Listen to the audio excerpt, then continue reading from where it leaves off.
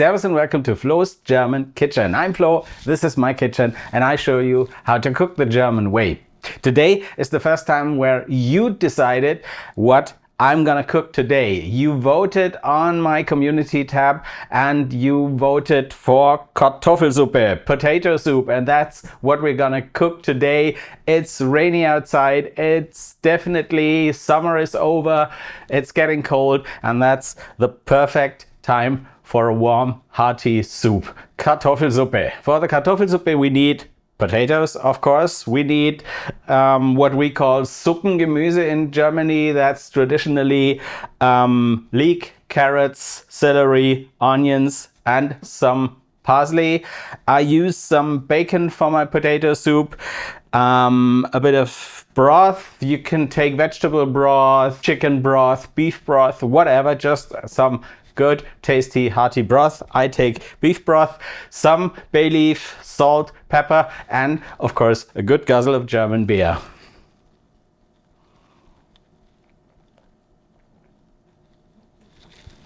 Wunderbar. I just realized I forgot to place my chopping board. I'm gonna get that and then I'll start chopping the vegetables and peeling the potatoes and all the preparations I've got to do.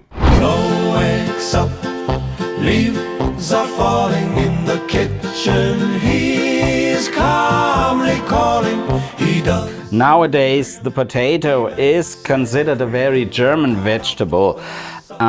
But it wasn't always that way because, as you probably know, the potato was discovered in South America and only reached Europe in the year 1600 something. And at first the Germans wouldn't really embrace the potato because they thought, yeah, it's from a strange country and it's not mentioned in the Bible, and so it was considered the devil's vegetable and people wouldn't adopt it immediately. But at the same time there was still a problem with famine in Germany, and the potato is a pretty undemanding fruit. It doesn't need a rich soil to grow in. Yeah, it's very undemanding, and also it's pretty nourishing. So there was that emperor dude, Fritz, der alte Fritz, Friedrich der Große, old Fritz, emperor of Prussia, and he wanted to make people grow potatoes. But as I said, they wouldn't adopt it. They were suspicious of that strange kind of thing. And so as it didn't work to command the people to grow potatoes, he got a smart idea. What he did was that he planted a field of potatoes and then he had guards guard the field. And so people got suspicious, or they got curious, and they thought, okay, if the emperor is guarding that field so heavily, it must be something special. And of course, they managed to steal some of the potato, and then that is how potato actually spread in Germany and was used in Germany. So I don't know if the story is true, but I like it because I think doing something out of curiosity is something I like much more than doing something just because you're told to. So I like the story, and that's how the potato spread in Germany.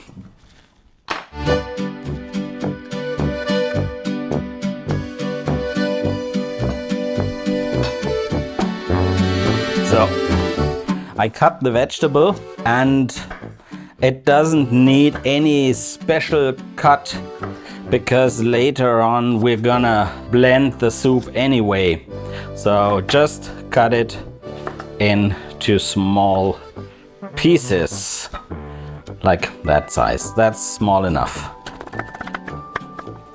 Same goes for the leek and the celery. The celery is optional. I don't take a lot of it because I don't like it too much, and actually my wife doesn't like it at all, but it adds a little flavor to the soup, so I'm gonna take some of it, but not too much.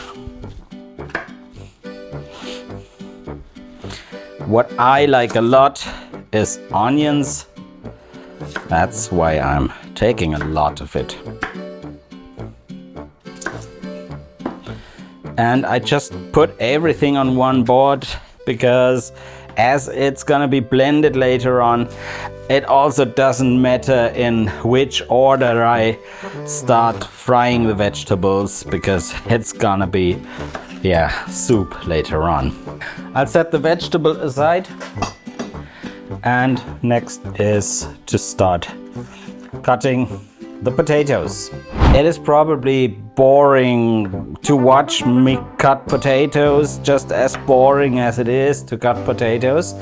Nevertheless, my wife had the idea that I could do a live cooking event, so I cook and stream directly. That would be a possibility to ask questions in a chat and all that stuff. It's gonna be a challenge for me because I need to keep talking and talking and talking so you don't get bored, and I will probably have to find some recipes that don't need a lot of preparation, not a lot of cutting and all that stuff. Maybe it's interesting for you, but that's also something that you should decide. So if you think the idea is cool, just let me know in the comments, and I just think I will also make a poll in the community section of my channel,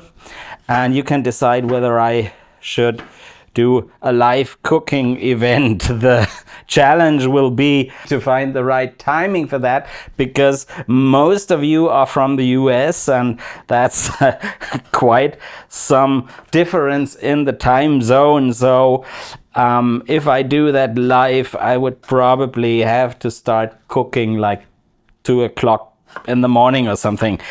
Nevertheless, I will love to do it. If you want to watch me cook live, leave me a comment, take part in the poll, and just let me know. Now I've made a mistake because I wanted to leave one of the potatoes or two unchopped, because some people want the soup to be really, really creamy, and they just blend everything. I do like it when I have some potato pieces in the soup, just something to, not really chew on, they're soft, but just something that's got a bite. I'll have to find out how to manage that later on. I'll set up my stove and we start cooking in a couple of minutes. Here we are, let's cook Kartoffelsuppe. I heat up the pot to medium heat, not too hot. And the first thing I do is I render out the fat of the bacon so I can fry the vegetable in the fat of the bacon. That adds so much flavor. I just love that. And as usual, it's always a good thing to just be patient and take a little time for what you're doing.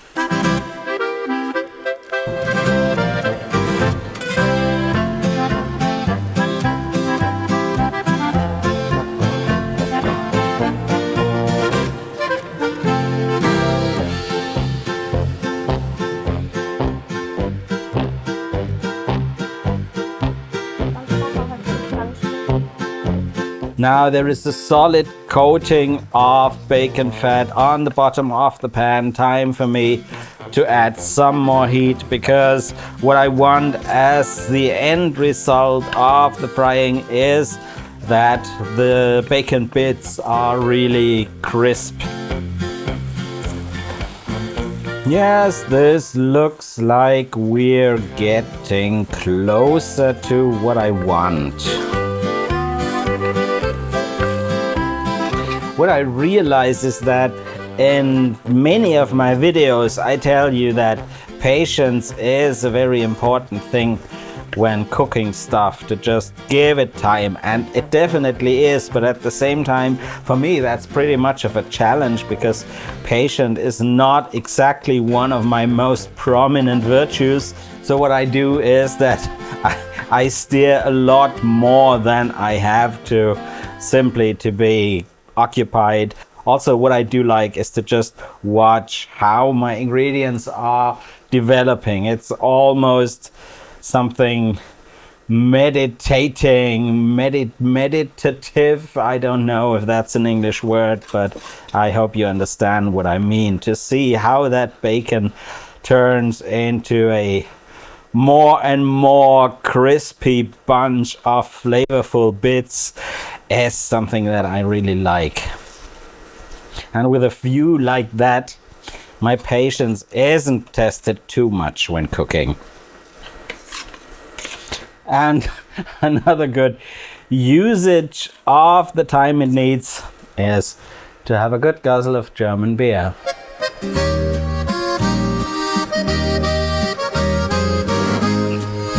Wunderbar. Yeah, that's it. That looks perfect. And what I'm gonna do now is that I take out the bacon, because I'm gonna use it as a garnishing for the soup later, so that the bits just stay crisp. When I leave them in the soup, they're gonna cook and get soft. If I take them out and add them later, they're gonna stay crispy.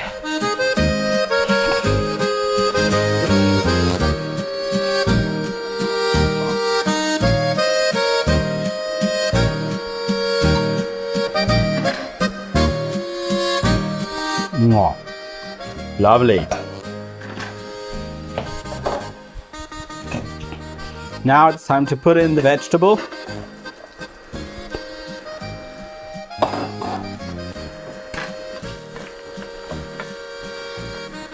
And that's also the moment where I add more heat, because now what I want is to develop some roast set on the bottom of the pan, because that's where the flavor comes from. I start the deglazing.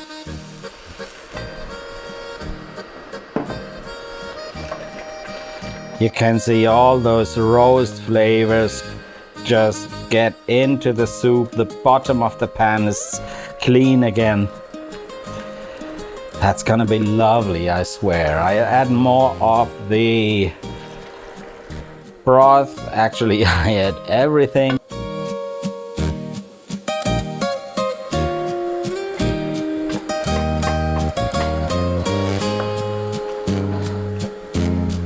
I add the bay leaf and of course the potatoes.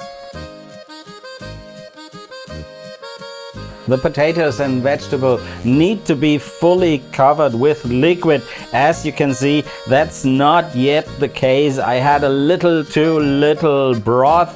I will just add some water to get it fully covered. Yeah, here we go. This looks perfect. I'll let this cook until all the vegetables are cooked through and soft, and this is gonna take about 45 minutes to an hour, so I'll see you. Dreiviertelstunde Pause. Look at that. This is exactly what I like. So next thing I do is I pick out the bay leaf, and then we're gonna blend the soup so it gets a creamy, silky, lovely Kartoffelsuppe. Here's the other bay leaf. Okay, that's enough for now. You can see this is still steaming, and when you blend a hot soup, it kinda explodes when you start. That's why I don't fill it up completely. I put that away. I'm gonna blend that later, and I'll just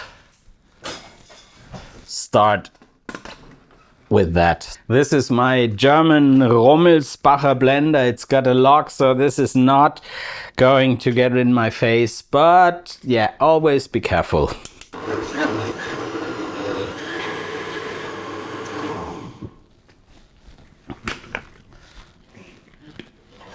Here we go. Let's see how it tastes. This is creamy. Now this is all the flavor just from the vegetable. I only put in the bay leaf, and of course you got the flavors of the broth. So this doesn't need a lot. Just some salt. And of course, because I love it so much, quite a lot of pepper.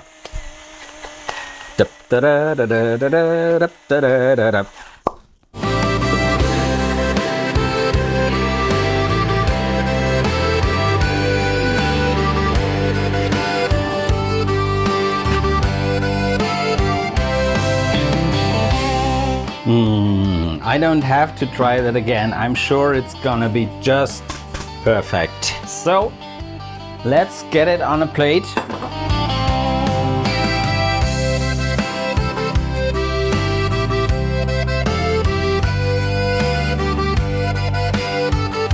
I already chopped the parsley.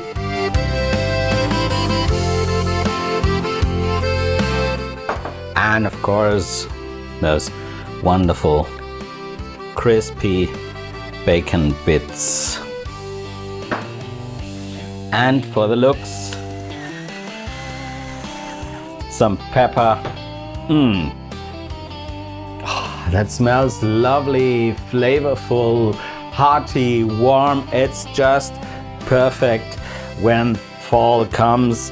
My German potato soup, Kartoffelsuppe. One thing I forgot to tell you, in the beginning when I chopped the potatoes, I forgot to leave one potato whole. What I like to do is that I just keep one potato whole, have it cooked, and then later on chop it into small pieces and just add them so that I got a little something to bite on. Most people love it the way this is, so it's optional. If you want some pieces of potato in your soup, just keep one potato, add it later. Okay. I'll take the perfect bite. Bit of bacon, a little bit of parsley. That's what you need when the days are getting shorter, when the weather is getting cold, windy, rainy, everything. A warm soup keeps your heart warm, keeps your head warm, keeps everything warm. It's lovely. I just don't want to stop eating my wonderful German Kartoffelsuppe, so let's wrap this up. If you like my videos, subscribe to my channel, support my Patreon, leave me a comment if you want me to do some live cooking. Most important is celebrate your German cooking. Cheers on German cooking.